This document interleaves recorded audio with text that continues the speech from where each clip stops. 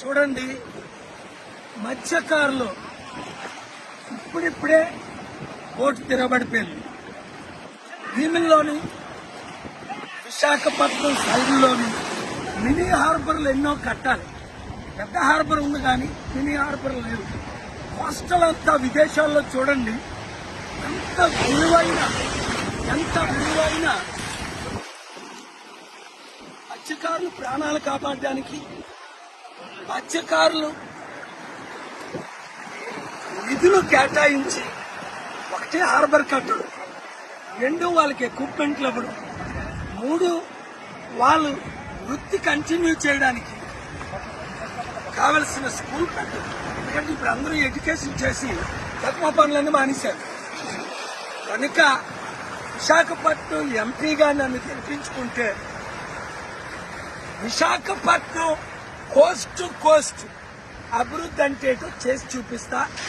మత్స్యకారులకు, రైతులకు ఏం చేయాలో ఆర్థిక సహాయం, అన్ని విధాల సహాయం మినీ హార్బర్లు కట్టడం. ఖర్చు లేదు చెప్పండి, కానీ మీకు అర్థమైంది కదండి. మీకున్న సమస్యలు నేను పరిష్కరిస్తాను. ఇంతవరకు అందరినీ చూసాం.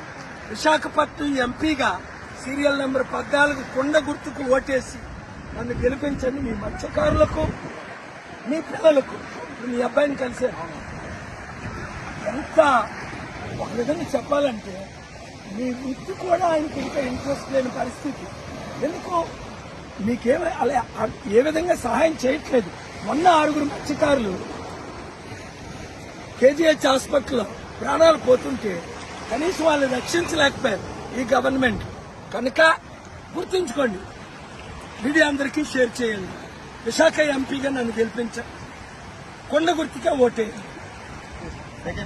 జై కేపాల్, జై కేపాల్, జై కేపాల్, జై కేపాల్.